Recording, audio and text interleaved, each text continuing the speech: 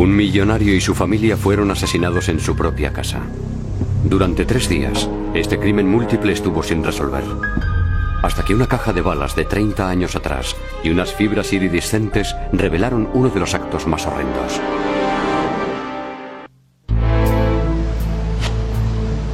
Beach House, en Pájaro Dunes, al norte de California. Durante fines de semana y periodos vacacionales era la escapada perfecta para la familia Ewell. El patriarca de la familia Dale era un hombre extremadamente rico, que amasó una fortuna vendiendo avionetas. Era una persona de éxito porque era muy extrovertido, además de afable y convincente. Iba visitando ranchos para venderles avionetas a sus propietarios, aterrizaba con alguna de ellas allí, se las vendía y luego les enseñaba a pilotarlas. Dale y su mujer, Glee, llevaban 31 años felizmente casados. Su hija de 24 años, Tiffany, se había graduado en economía. Tiffany, por lo que cuentan, era una chica muy dulce. Al parecer era buena estudiante y todo el mundo la apreciaba. El hijo varón, Dana, de 21 años, estaba realizando un posgrado en finanzas en la Universidad de Santa Clara. Dana fue un niño muy precoz, muy listo, con una inteligencia extraordinaria. Tengo entendido que su cociente intelectual era de 165, muy por encima de la media. En 1992, tras pasar las vacaciones de Semana Santa en Pájaro Dunes, Dale, Glee y su hija Tiffany regresaron a casa desde Fresno. 2 días más tarde, el mayordomo de los Ewell iba a entrar en la casa y notó que algo no iba bien. La alarma de seguridad estaba desconectada y, sin embargo, las puertas estaban echadas con llave. Dentro encontró a Dale, Glee y Tiffany muertos de herida de bala. La cosa que más recuerdo del asesinato en casa de los Ewell es la fotografía de la madre, Glee, yaciendo boca arriba en el dormitorio. Su rostro transmitía terror aun estando ya muerta. Nunca había visto una casa tan revuelta tras un robo. Y hablo por experiencia, estuve trabajando en robos antes de estar en homicidios. Faltaban joyas del domicilio y la cartera de Dale Ewell estaba vacía. Sin embargo, no había signos de haber forzado la entrada. ¿Cómo pudo haber entrado alguien allí y desconectar la alarma? No sonó en la empresa de seguridad ni en la policía. Los 3 fueron disparados con un arma de 9 milímetros mientras deshacían su equipaje tras regresar de Beach House un domingo por la noche. Es uno de esos momentos que lo cambia todo. Pasas de tener una vida maravillosa a perderla. Dana Ewell corrió mejor suerte. Evitó la matanza porque esa noche estuvo cenando con su novia y la familia de ella a 260 kilómetros de allí. Empezó a salir con Monica Zent, la hija de un agente del FBI. El día de los asesinatos, Dana Ewell estaba con la familia de su novia y su coartada la aportó el padre de ella, John Zent. Los investigadores encontraron un paquete de munición de 9 milímetros abierto en el dormitorio principal y también hallaron un tejido bastante extraño en las víctimas. Eran unas fibras fluorescentes que brillaban en la oscuridad con luz ultravioleta. Y algo como de goma que no teníamos ni idea de lo que era, excepto que era parecido al caucho. En su búsqueda de sospechosos, los investigadores pensaron que un socio en los negocios o un rival pudieran ser los que desearan ver a Dale Ewell muerto. Antes de que Dale se hiciera con la empresa, dicho negocio supuestamente estuvo envuelto en algún tipo de actividad delictiva. Le traspasó la responsabilidad de la empresa a su antiguo propietario, que se había metido en pequeños problemas por tráfico de marihuana. ¿O pudo haber sido Glee Ewell el objetivo? Glee Ewell estuvo un tiempo trabajando para la CIA. Esta organización no nos contó mucho al respecto, pero agradeció sus servicios prestados. Con rumores de tráfico de marihuana y conexiones con la CIA, los investigadores sabían que este asesinato múltiple iba a ser difícil de resolver.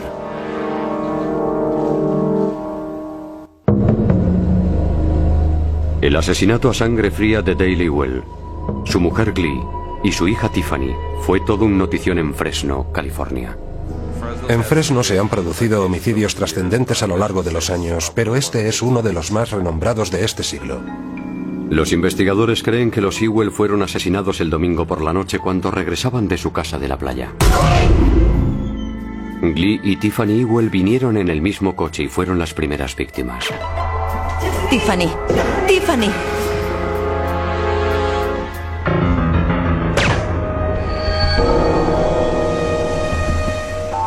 Dale Ewell llegaría una media hora después.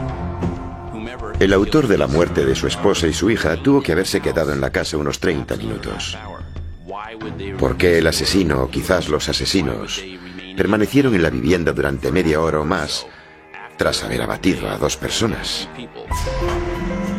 Sea por la razón que fuere, Dale fue disparado en el occipital mientras estaba entrando en su domicilio. Me quedé helado. No llegaba a comprender, a explicarme el motivo de tal acto. Los 3 fueron disparados con un arma de 9 milímetros. Esa familia entró en una especie de ratonera y el acto en sí fue puramente diabólico. No creo que haya otra manera de definirlo. Aquí uno no puede decir, bueno, es que esas personas estaban mal de la cabeza, el ejecutor de la matanza loco o cosas por el estilo. El autor de estas muertes era el mal personificado. El hijo de los Ewell, Dana, disponía de una sólida coartada, pero no así todos los que tuvieran llaves de la casa. Los investigadores encontraron una caja abierta de munición de 9 milímetros en el dormitorio de los Ewell. ¿Fueron esas las balas utilizadas por el asesino? Los proyectiles de 9 milímetros recuperados de los cuerpos habían sido deformados en el impacto, pero la parte trasera de cada uno, conocida como la espiga, estaba intacta. Las marcas de atrás no se habían producido en el momento del disparo. Eran más bien algo que ya venía de fábrica, cosa que nunca había visto antes. Así pues, Allen Boudreau separó el casquillo de una bala no utilizada y comparó el proyectil con los encontrados en las víctimas. Las muescas de la troqueladora eran las mismas. Esas balas, las empleadas en los asesinatos, pertenecían a aquel paquete de munición. Un número de identificación en la etiqueta indicaba que las balas fueron fabricadas en 1971. Y una pegatina con el precio reveló que fueron compradas en una ferretería de la zona. Cuando la policía llamó a dicho establecimiento, el propietario dijo que aún conservaba los recibos de compra, incluso algunos de 30 años atrás. Entonces encontraron el justificante de compra de la munición a nombre de Dale Ewell. Prueba de que Dale Ewell y su familia fueron asesinados con su propia munición. Tuvo que haber sido alguien que conociera bastante bien a la familia como para saber que había un paquete de munición en el dormitorio del matrimonio, lo cual significaba que era alguien de su entorno cercano. Y las balas parecían como si hubieran sido disparadas a través de algo más que el simple cañón de un arma. Esas balas salieron expelidas a través de algo que no les dejó las típicas estrías de un cañón. Pudo haber sido un supresor de flash, un silenciador o algo por el estilo. ¿Qué tipo de ladrón iría a cometer un crimen con un arma provista de silenciador? ¿Pudo haber sido un asesino a sueldo? Las pruebas forenses recopiladas en el hogar habitual de los Ewell trazaron un dibujo diferente de cómo Dale Ewell, su mujer y su hija fueron asesinados. Alguien, con una copia de las llaves de la casa, desconectó la alarma y asesinó a los 3 con un arma de 9 milímetros, utilizando munición perteneciente a la víctima, Dale Ewell.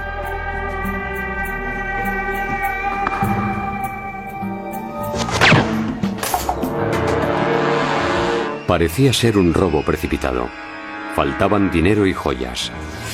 Además, las únicas pruebas forenses dejadas fueron las balas y las fibras luminescentes amarillas. Desde el punto de vista científico de mi investigación, las pruebas de las que disponía eran relativamente pocas. El único miembro de la familia que se salvó, Dana, el hijo de los Ewell de 21 años de edad, disponía de una coartada bastante convincente. Estuvo con su novia y su familia política. Francamente, nadie puso en duda su coartada, ya que estaba celebrando el domingo de Pascua cuando su familia fue asesinada. ¿Qué persona con la conciencia tranquila llama a un abogado para que éste se ponga en contacto con nosotros con el fin de que le informemos qué tal están sus padres y su hermana? Es algo que no tiene sentido. Dana Ewell también tenía un móvil evidente. Era el heredero de las propiedades de sus padres. Dana Ewell era el beneficiario de aproximadamente $8 millones. Su hermana hubiera heredado su mitad correspondiente de no haber sido asesinada. Dana era un niño mimado y consentido. Iba a clase con su camisa de $200, una corbata que valdría 100 y por supuesto quería que todos supieran lo que había costado todo. Además hizo algunas indagaciones un tanto atípicas después de los asesinatos. Dana Ewell me localizó en el despacho del juez de instrucción y me preguntó por teléfono cómo iban los resultados de la autopsia que habíamos encontrado, etc. No es nada normal que un familiar tan cercano te llame por teléfono para preguntarte detalles del caso de la forma que él lo hizo. Y los investigadores se enteraron de que Dana tenía una personalidad que dejaba bastante que desear. Al parecer plagió el trabajo de fin de curso de la asignatura de deontología profesional y tuvo que repetir. Los investigadores también supieron que Dana era un solitario. Su único amigo era su antiguo compañero de habitación de la universidad, Joel Radovich, con el que se pusieron en contacto por teléfono. Lo primero que Joel dijo en el momento de presentarse el detective Sousa fue: «No irán a arrestarme». Es una manera extraña de responder. Tan fuera de lo normal que la policía le sometió a una vigilancia estrecha y observó que no utilizaba el teléfono de su apartamento. En su lugar recurría a una cabina cercana. Había 2 cabinas telefónicas ubicadas en la parte exterior de un supermercado de 24 horas. Bajó la cabeza hacia su cintura y a continuación tecleó el número. Estaría tomándolo de una agenda. Un agente de paisano se colocó al lado para escuchar lo que decía. No quiero esas putas acciones, quiero los $250.000 en metálico y ya. Radovich exigía $250.000 y quería que le aconsejaran en cómo invertirlo. Joel vivía en su propio mundo, como si no hubiera nadie a su alrededor. Una de las cosas de las que estuvieron hablando era de cómo invertir el dinero. Tras rastrear la llamada telefónica, Joel estaba hablando con Dana Ewell. Una comprobación en los movimientos bancarios de Joel indicó que estaba derrochando alegremente su dinero, a pesar de no tener trabajo. Estaba recibiendo clases de pilotaje de helicópteros en el aeropuerto de Long Beach, algunas de las cuales le costaban $500 la hora, en el paro, sin fuente de ingresos alguna, y dilapidando su dinero de esa manera. Averiguaron que el cheque de $5.660 por las clases de pilotaje lo había pagado directamente Dana de su cuenta. Es algo que nos parecía muy extraño. Este factor económico relacionó de manera directa a ambos individuos. Además, Joel Radovich compró varios objetos sospechosos antes de que se produjeran los asesinatos. Durante un seguimiento a Joel Radovich, los detectives descubrieron que había solicitado unos libros a un editorial de Colorado, a la que indicó que se los enviaran a un tal Jack Ponce. Uno de esos libros describía cómo hacer un silenciador artesanalmente. Unas pesquisas en su pasado revelaron que Jack Ponce era un estudiante de Derecho de 23 años y amigo de Radovich de toda la vida. Unas indagaciones indicaron que Ponce poseía un arma semiautomática del calibre 9 milímetros. Jack Ponce dijo inicialmente que el arma había sido adquirida para dispararle a las comadrejas desde su terraza. Los investigadores descubrieron que a lo que le disparaba era algo más difícil de digerir. Durante el interrogatorio de la policía, Ponce negó estar involucrado en el crimen de los Ewell y denunció el robo de su arma de 9 milímetros. Hemos oído ese cuento chino más de una vez a lo largo de nuestra carrera. La investigación de estos crímenes se había tornado complicada y se había invertido mucho tiempo. A esas alturas ya habían transcurrido 3 años.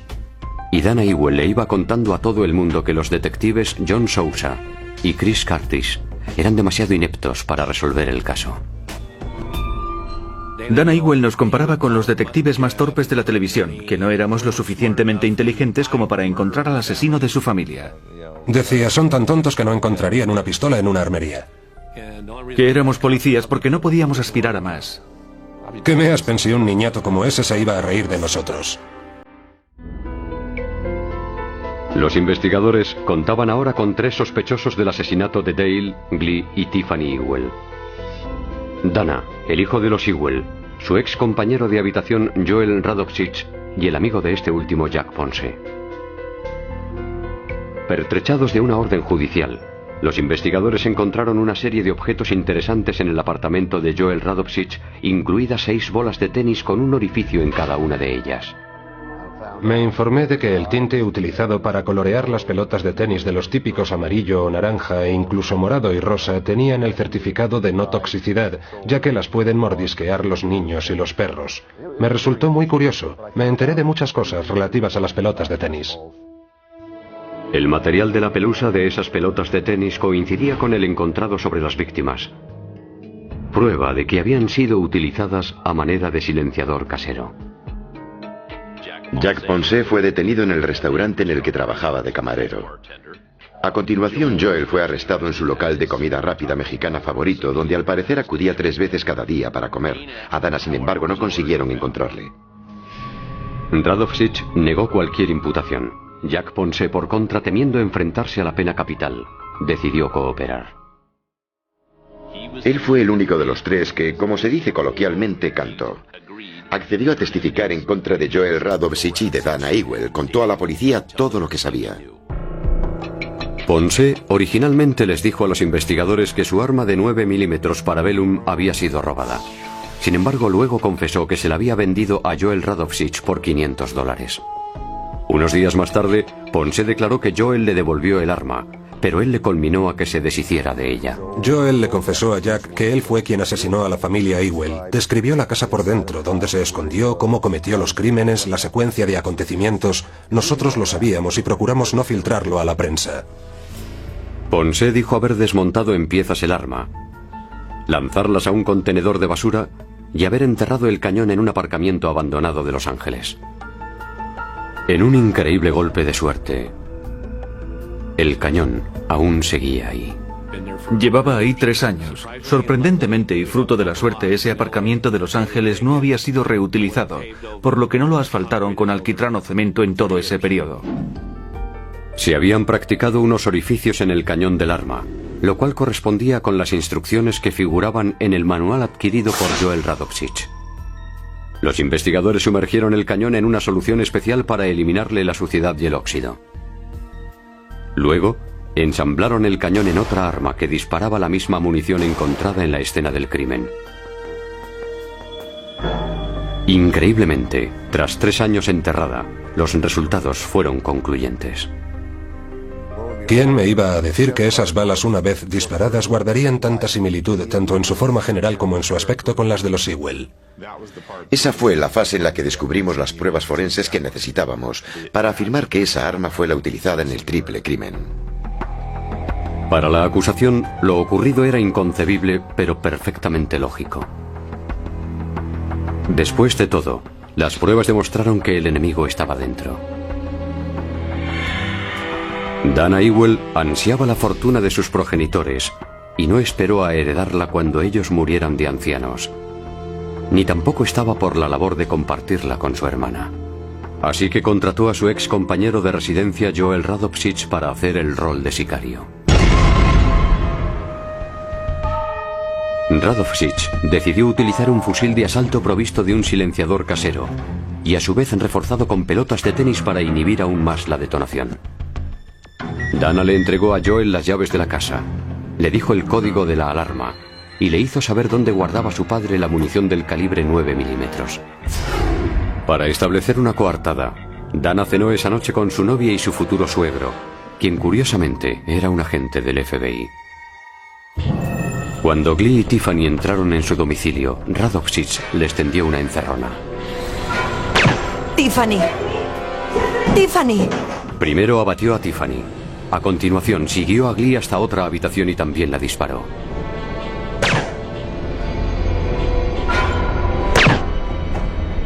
Una media hora después, Dale llegó a su casa. Joel les estaba esperando.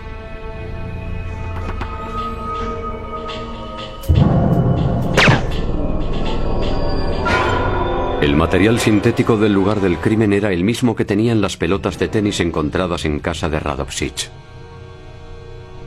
La acusación cree que Glee Ewell sabría quién era el artífice de ello. Ella ya conocía a Joel de antes. De las 3 víctimas, ella fue la única que consiguió verle. Y suponemos que dedujo que su hijo la mandaría matar por la herencia. A Jack Ponce se le indultó a cambio de haber cooperado testificando. Dana Ewell finalmente se entregó, y en 1995, tanto él como Joel Radovsich fueron condenados por asesinato en primer grado con un móvil económico. Ambos están cumpliendo cadena perpetua, sin posibilidad de tercer grado. Opino que en este caso las pruebas encontradas fueron el factor determinante y seguramente gracias a ellas se les condenó. Era un jovenzuelo arrogante. Era tan extremadamente engreído que se creía el más listo. Y más bien era un listillo. Se creía más inteligente que todos los policías de patrulla juntos. No descuidamos nuestro cometido, simplemente nos tomamos nuestro tiempo para reunir las pruebas suficientes para presentarlas en el tribunal.